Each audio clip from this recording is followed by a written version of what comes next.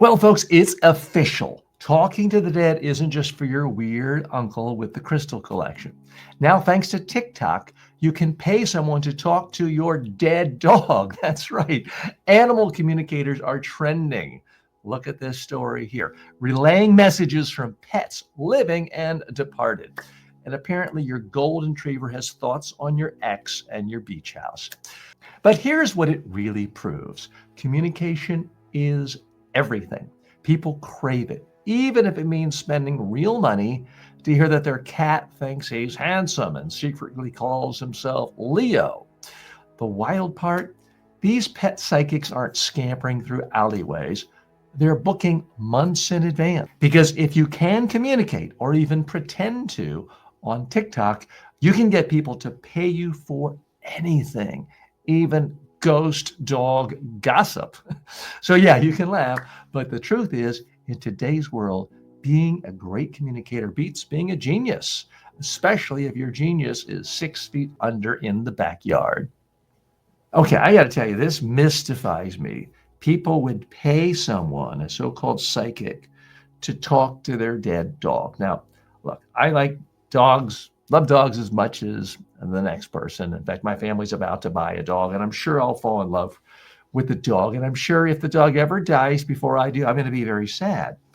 But to pay somebody without any evidence that they can communicate my thoughts to my dead dog, and they can communicate what my dead dog in dog heaven or people heaven or some heaven is thinking about me at that moment, that to me is truly bizarre. It is, I don't want to sound mean or harsh, but that really strikes me as profound idiocy.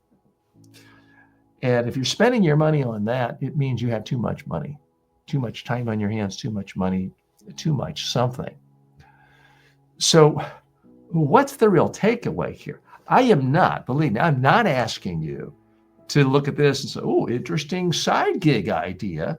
Let me go out and con people on TikTok to give me money to talk to their dead dog. That's not what I ask you to do. I don't want you to do that, believe me. I do want you to see this as inspiration, though, because you may be starting some business, a gardening business, a babysitting business, a business redesigning people's closets, and you're struggling. You think, how can I talk to enough people, convince them to hire me? I want you to see this as inspiration, because this does show you can convince people of anything if you talk about it in a compelling way. And if you get some facts right, only some, like, hey, I understand you have a dog, and you package it with emotion and you reason with people, they'll send you money. Now, I don't want you scamming anyone. I don't like to think I've ever scammed anyone.